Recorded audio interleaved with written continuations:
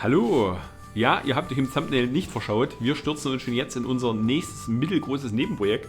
Und zwar müssen wir unseren selbstgebauten Forstrückewagen umbauen. Der ist über die letzten 10 Jahre ganz schön geschrumpft und außerdem haben wir ihn übel mitgespielt. Er hat schon einige Festmeter gesehen.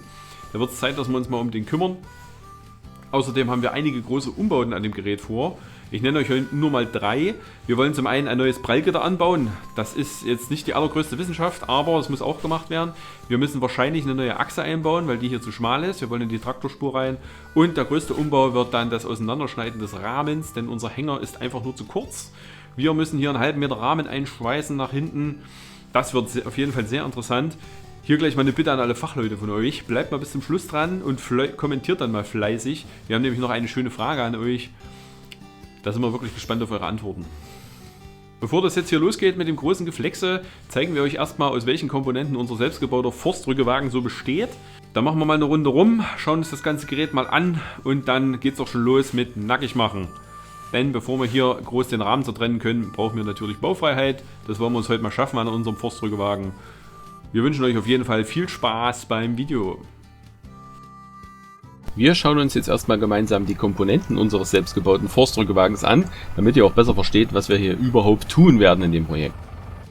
Das Grundgestell unseres Rückewagens ist ein Einachs-Kipper-Rahmen von einem Ferguson-Anhänger. Die Radreifenkombination wird vielleicht der ein oder andere von euch erkennen. Das ist die Agrarbereifung eines W50 mit Mittelstegfelge. Die Achse, die wir verbaut haben, ist eine HW60-Achse, die war unter sehr vielen DDR-Anhängern verbaut. Die ist luftgebremst und mittlerweile auch mit einer Zweikreis-Bremsanlage ausgestattet. Die Achse ist so ein bisschen unser Sorgenkind. Warum das so ist, das verraten wir euch später noch im Video. Als Forstkran haben wir einen Myler Autokran installiert. Der war mal auf einem Abschleppwagen montiert und hat ein riesiges Hubmoment. Die genauen Spezifikationen erfahrt ihr natürlich auch gleich. Der Forstgreifer ist, glaube ich, von der Firma Uniforest damals gewesen. Den haben wir uns neu gekauft. In der ersten Ausbaustufe unseres Forstrückekrans hatten wir auch den Forstgreifer selbst gebaut. Da zeigen wir euch gleich noch ein paar Fotos, wie der mal früher aussah. Da versteht man wahrscheinlich auch besser, warum das ganze Ding jetzt so unproportional aussieht. Die Rungen haben wir natürlich auch selbst gebaut und zwar aus allerfeinstem Wasserrohr. Ursprünglich war der Hänger mal für den Transport von 1 Meter und 4 Meter langen Stämmen gedacht, deshalb haben wir auch so viele Rungen, jedenfalls was noch davon übrig ist. Und auch hier werdet ihr gleich an den alten Bildern erkennen, warum das alles mal ganz vernünftig war. Diese Art der Rungen geht natürlich für den jetzigen Einsatz überhaupt nicht mehr. Wie ihr seht, sind die auch ziemlich zerknittert.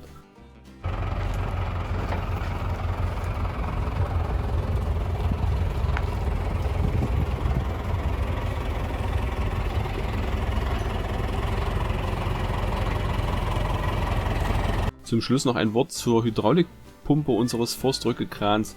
Das ist eine Zapfwellenpumpe, die bringt 90 Liter die Minute.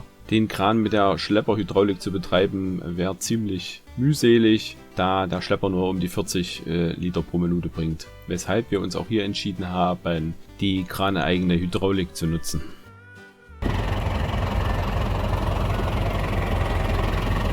Hier seht ihr jetzt mal unseren Forstrückekran vor 15 Jahren ungefähr. Da hatten wir noch einen Atlas Bauernlader als Forstkran installiert mit einem langen Ausleger. Den hatten wir komplett überholt, die Hydraulik neu gemacht, alles neu ausgebüxt und der war tippitoppi in Ordnung, der Kran. Aber leider ein zu geringes Hubmoment. Auch die Rungen, wie ihr hier seht, haben wir damals viel zu viele verbaut. Wir haben damit tatsächlich einmal 1 Meter lange Holzstückchen durch die Gegend gefahren. Das war ganz gruselig zum Laden, da haben wir eine halbe Stunde gebraucht, ehe der voll war. Fürchterlich.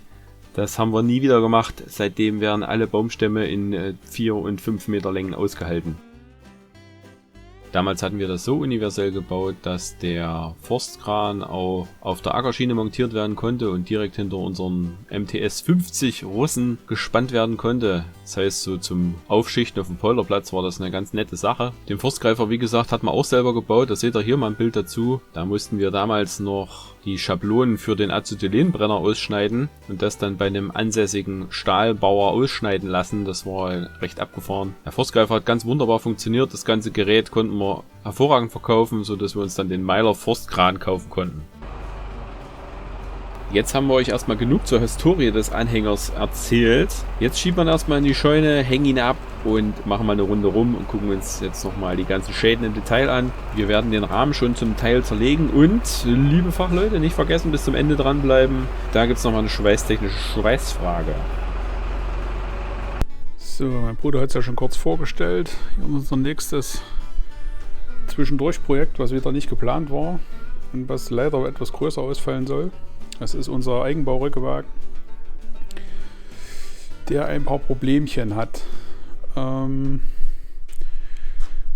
Zum einen ist die Steuerung, so ist sie vom LKW, also links und rechts. Die wollen wir umbauen und wollen sie quasi hier einen Tritt machen zum Draufstellen mit einer zentralen Steuerung, weil man von oben einfach mehr sieht. Das ist das eine, das ist hier wahnsinnig viele Hydraulikverbindungen. Dann brauchen wir ein neues Gitter, weil das ist hier schon relativ stark verbogen.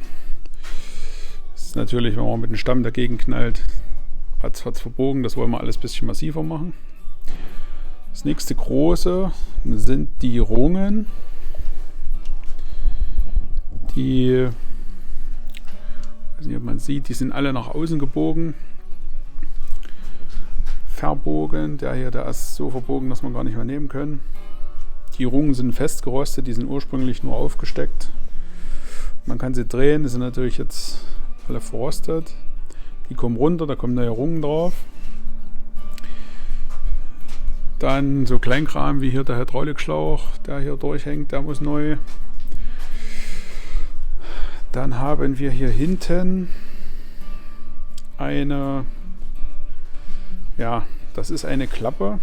Der Hänger ist klappbar gewesen. Also ich zeige euch mal, das hintere Teil hier ist klappbar.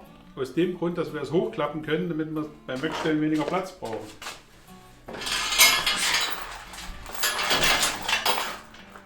So war es gedacht. Haben wir nicht ein einziges Mal so gemacht. Deswegen schweißen wir den jetzt an und haben damit weniger Kopfschmerzen, dass sich irgendwas verbiegt.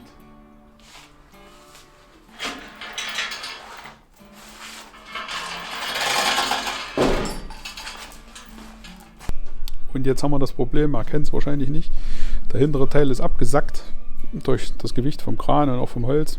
Da ist irgendwas verbogen. Wir werden den auf jeden Fall jetzt fest anschweißen am Hauptrahmen. Die größte Operation allerdings wird werden, dass wir hier vorne vor der Achse, also vermutlich so hier, den Hänger auseinanderschneiden und einen halben Meter verlängern. Das wird ein bisschen größeres Unterfangen. Wir müssen das aber machen, da der Schwerpunkt von dem Holz, das heißt der Abstand vom Gitter zur Achse, ist zu kurz für 5 Meter LRS-Holz. Das ist gerade so die Waage und dann haben wir das Problem, dass wir negative Stützlast kriegen und das macht da einfach keinen Spaß zu fahren, deswegen wird der Hänger verlängert. Bevor jetzt alle schreien, dieser Hänger sieht keine öffentliche Straße, der läuft nur bei uns auf dem Grundstück. Deswegen haben wir da auch keine Bauchschmerzen, den zu verlängern. Wir fangen jetzt erstmal an, schneiden die alten Rungen runter, schneiden die Zahnleisten ab. Die hatten wir drauf gemacht, damit das Holz nicht abrutscht. Hat sich aber als nachteilig erwiesen, da man vor allem die unteren Stämme dann nicht mehr schön gegen das Gitter ziehen kann mit dem Kran. Deswegen kommen die wieder weg. Da müssen wir uns was anderes überlegen.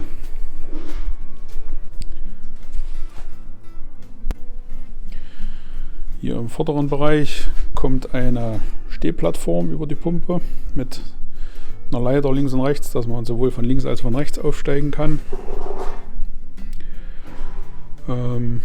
Hier kommt der Steuerschieber, wie gesagt, von hier, den legen wir auf die Seite. Da kommt hier dahinter, dass man auf der Plattform stehen kann und von oben sieht, was man lädt.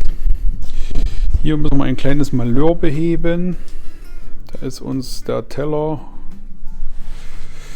Da ist eigentlich so ein Kugelteller, der ist aber so ausgeleiert, dass der immer rausrutscht. Da müssen wir auf der Drehbank oben noch einen kleinen Ring drehen, um das wieder zu sichern. Ja, ich denke, hier sieht man jetzt ganz gut, wie verbogen die Rungen sind. Und hier hat man schon mal Verstärkungen eingeschweißt. Aber es verbiegt sich dann halt an der nächsten Stelle. Es taugt halt nichts. Und da kommen jetzt wesentlich massivere Rungen aus 140er U-Eisen drauf. Der Kran ist von einem Autotransporter oder Abschlepper. Das ist ein, wie man es erkennt, ein Mylar MK60R. Der hat 5,70 Meter, glaube ich. Das Diagramm zeigt zwar mehr an, aber der ist nur 5,70 Meter lang. Hebt dafür aber entspannt noch eine Tonne bei voller Auslage.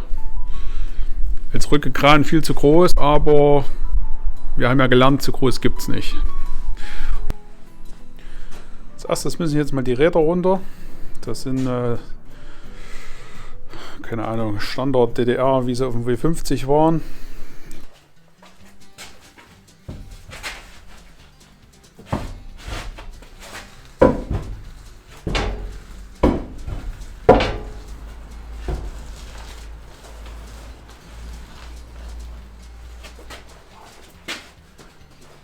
Das nennt man den Reifentanz.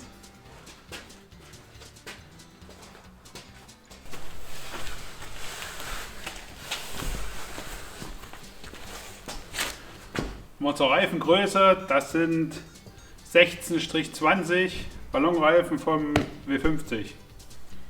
Die kommen jetzt erstmal in den Stall, die brauchen wir erstmal nicht.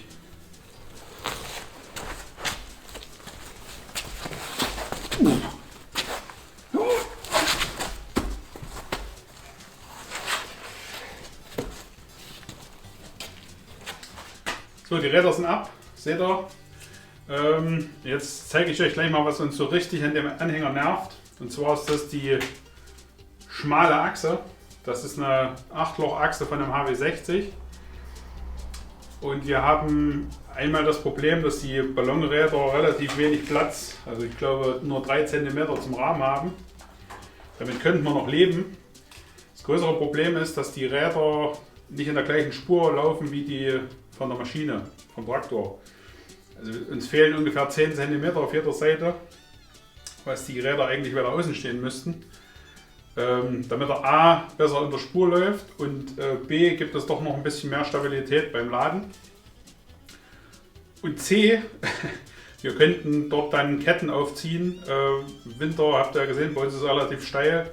Im Winter hatten wir bei den Rädern, die wir vorher drauf hatten, immer Ketten drauf, um das Bremsen zu unterstützen.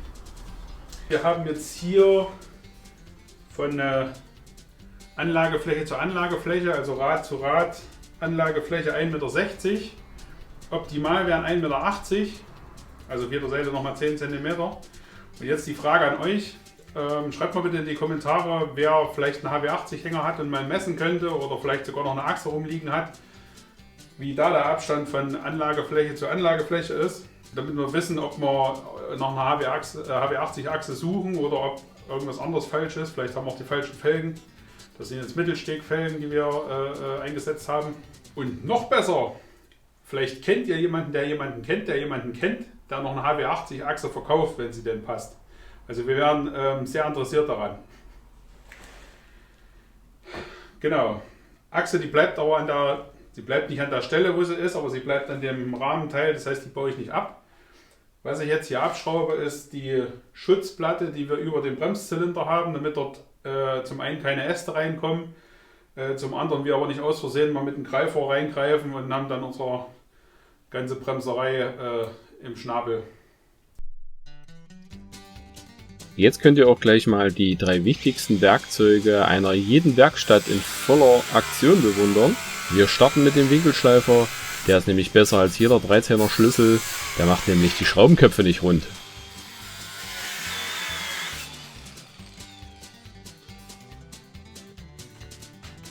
Das nächstbeste Werkzeug ist ein dicker Schraubenzieher, denn der ist meistens in der Nähe. Und ehe man in die Werkstatt latscht, um sich ein Brecheisen zu holen, was das richtige Werkzeug für diese Arbeit hier wäre, versucht man erstmal mit dem Schraubenzieher am Blech rumzugiegeln.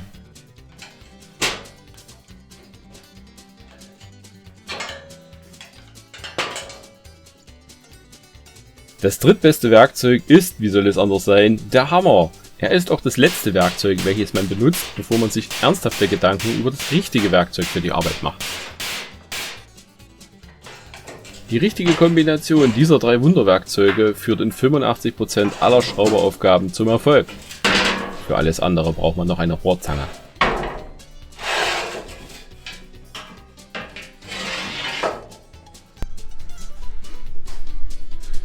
So, nur noch mal kurz. Also hier war 10er Platte, das sind 50er Bolzen. Und man sieht hier schon, dass die verbogen sind. Die haben dann hier das mitgenommen, das Teil. War eine blöde Idee. Und also man sieht auch, ich habe es mal ein bisschen entlastet. Ja, man sieht es nicht wirklich. Es hat übelst Spiel, ist nach unten gebogen und jetzt ziehe ich einfach die beiden Bolzen. Hoffentlich bewegen sie sich noch. Und dann kommt das Stück Rahmen erstmal zur Seite und wir widmen uns der Rahmenverlängerung. Zeige ich mal kurz. Wir haben zwar den Kran hier in der Garage, sage ich schon, Werkstatt. Der ist aber ganz da oben und überhaupt nicht an der Stelle, wo wir ihn brauchen. Und da hatte Vati eine geniale Idee. Wenn wir schon einen Kran haben, dann benutzen wir den nicht so wie ursprünglich geplant. Hier hängt der Greifer. Den haben wir hier oben nur zur Sicherung mit aufgehängt und benutzen den Arm ganz einfach als Traverse. Und an dieser Stelle hängt ein schöner Flaschenzug. Und so können wir den einfach anheben und wegtun. Ich weiß nicht, was das Teil wiegt, aber weit über 100 Kilo, denke ich. Und so ist uns zum einen der Kran nicht im Weg und wir haben den Vorteil, wir können hier jederzeit an irgendeine Stelle rangehen, schlupft drum und wir haben eine Traverse, wo wir Flaschenzug anhängen können. Super Idee. Jetzt müssen erstmal die 50er Bolzen gezogen werden, damit wir den hinteren Teil des selbstgebauten Rückeranhängers demontieren können. Wir hatten schon eine schwere Befürchtung, dass sich die Bolzen verbogen haben, aber es sind eigentlich nur die Splinter festgegammelt, die wir jetzt mit der Flex erstmal bearbeiten müssen. Und dann nehmen wir uns mal die Rohrzange und versuchen mal die 50er Bolzen zu ziehen.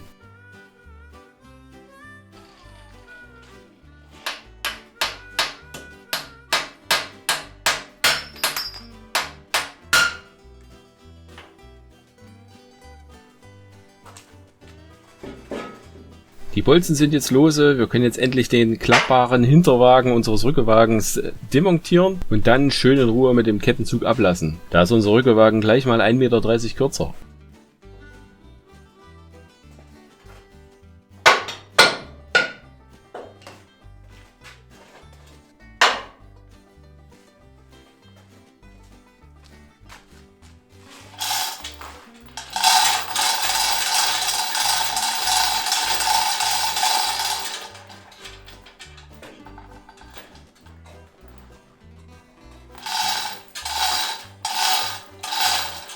Da haben wir doch glatt vergessen, die Verteilerdose für die Rücklichter abzuklemmen. Bei solchen selbstgebauten Anhängern ist es da immer ganz besonders wichtig, auf die Farbmarkierung zu achten auf den Kabeln.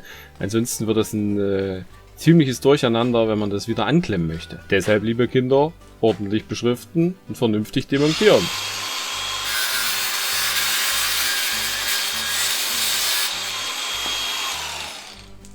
Jedes Werkzeug kann Seitenschneider sein.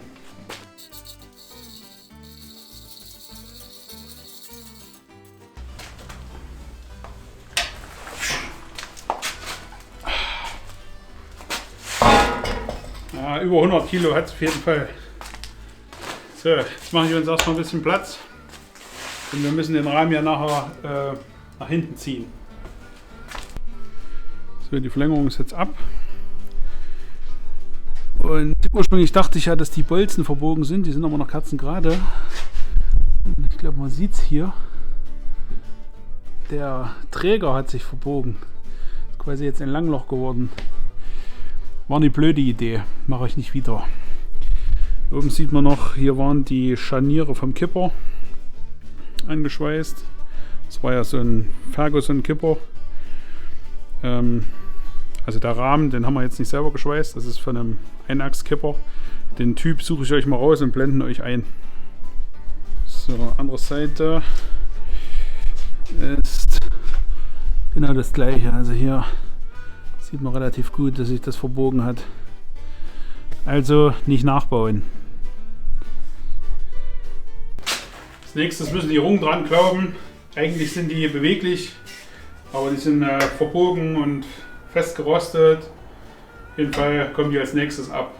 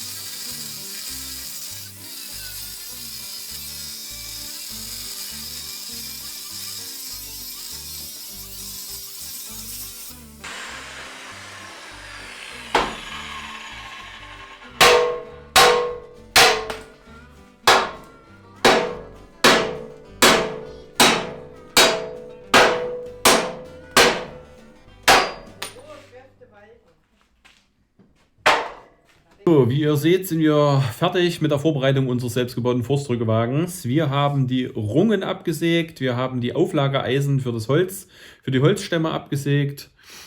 Wir müssen uns dann nur noch um das Gitter kümmern, das machen wir aber später. Jetzt kommt nämlich eigentlich der spannende Teil, und zwar müssen wir jetzt an den Rahmen ran. Deshalb hier nochmal die Fachleute Ohren spitz. Ich weiß, das ist alles verboten, das braucht ihr gar nicht in die Kommentare schreiben, das wissen wir alles. Alles kein Geheimnis, aber unsere amerikanischen Freunde und auch die russischen, genauso wie die pakistanischen, machen das jeden Tag, irgendeinen Rahmen verlängern oder einen Rahmen verstärken. Deshalb scheint das keine Wissenschaft zu sein. Deshalb kriegen wir das auch hin. Jetzt eine Frage an euch Schweißtechniker. Von der Festigkeit haben wir das alles schon ausgerechnet. Das funktioniert einen halben Meter nach hinten den Schwerpunkt. Das bringt den Hänger nicht um, der bricht auch nicht durch. Die Stützlast packt das. Es geht jetzt einzig und allein um das richtige Zertrennen des Rahmens und um das richtige Zusammenschweißen danach wieder.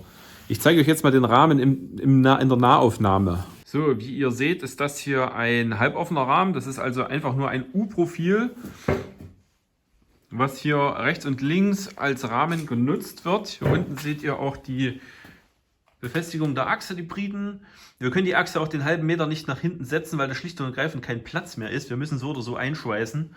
Deshalb ist unser Ansinnen, den Rahmen hier an dieser Stelle zu trennen, so dass wir hier ein bisschen weg vom Knick sind und hier noch genug Platz zur Achse haben. Suchen wir uns hier eine schöne Stelle, wo wir hier trennen. Da ist die erste Frage von uns: Wie trennt man einen Rahmen richtig? Die Pakistanis machen das so, zack, dann geht es hier ein Stück runter, dann geht es hier ein Stück rüber und dann geht es hier runter. Ist jetzt nicht maßstäblich. Natürlich alles symmetrisch und mittig, aber das wäre quasi Plan A. Wahrscheinlich hat es den Hintergrund, dass sich dadurch die Länge der Schweißnaht verlängert. Das wäre auch in unserem Sinne. Das wäre eigentlich unser Favorit. Schreibt mal bitte in die Kommentare, wie man das noch zertrennen könnte. Ich würde es auf keinen Fall gerade zertrennen. Wird es sicherlich auch halten, aber das machen wir nicht. Wenn, dann machen wir es schon ein bisschen ordentlich. Also erste Frage, wie zertrennt man einen Rahmen richtig? Zweite Frage, wie schweißt man den wieder zusammen? Wir haben hier eine Wandstärke von Das ist aber dick. Ja, sagen wir mal 10 mm Wandstärke von dem U-Eisen. Und das ganze Ding ist 160 hoch. Ja, 160 hoch. Wir haben auch schon ein U-Eisen, was wir da einschweißen können. Das hat dieselben Abmaße. Das nehmen wir da einfach. Das können wir dann dort einschweißen. Wir wollen auf jeden Fall, nachdem wir das hier eingeschweißt haben, hier noch eine, ich weiß nicht, wie es auf Deutsch heißt, eine Fishplate einschweißen. Das ist so ein das ist eine diamantförmige Platte, Herrgott nochmal. Und die kommt dann über die Schweißnaht drüber, bekommt noch ein Langloch und innen wird dann auch noch ausgeschweißt. Mal sehen, ob ich euch ein Bild davon einblenden kann. Kann ich bestimmt. Würde ich an der Stelle hier tun. Das werden wir dann über die Schweißnaht oben drüber schweißen. Wir wollen es außerdem hier oben noch zusätzlich weit überlappend ein Flachstahl aufschweißen und das Ganze im Inneren im U-Profil dann auch. Also wir wollen nicht über Kopf schweißen, sondern hier ins U-Profil auch einen Flachstahl einlegen, meinetwegen auch 10 mm und dann auch schön flächig verschweißen. So, das ist so grob der Plan, liebe Fachleute. Schreibt mal bitte in die Kommentare, wie der so ist oder ob ihr einen anderen habt und vor allem mit welchem Schweißverfahren wir das Ganze machen sollen. Wir haben zur Auswahl unser Max-Schweißgerät mit maximal 200 Ampere und unser E-Schweißgerät mit 200 Ampere. Das steht hier zur Wahl. Der Rahmen, denke ich, ist aus nichts Besseren als ST32 hieß es früher mal. Was Besseres wird es auf keinen Fall sein, meinetwegen auch 35, aber das war auch damals nichts Besonderes. Ja, wie gesagt, 10 mm Wandstärke und 200 Ampere haben wir zur Verfügung. Überlegt euch mal, wie man die Aufgabe damit lösen kann. Geht nicht, gibt's nicht. Gibt nur, geht schwer. Das ist immer mein Lieblingsspruch. Schreibt mal bitte unten in die Kommentare, was ihr zu dem Ganzen sagt. Wir wollten euch mal unseren Rückenwagen zeigen. Das haben wir geschafft. Das war quasi das erste Video von unserer Videoserie. Ich hoffe, ihr habt halbwegs verstanden, worum es geht. Es wird auf jeden Fall noch interessant. Also bitte beim nächsten Mal auch einschalten und immer dran denken, fleißig kommentieren und abonnieren. Können wir nämlich immer gebrauchen. Schaut doch mal auf unserer Amazon-Wunschliste vorbei, denn wir haben demnächst ein großes Blechbearbeitungsprojekt, was wir starten wollen. Dafür brauchen wir noch ein paar Tools. Wir freuen uns auf jeden Fall, wenn ihr wieder einschaltet. Bye, bye.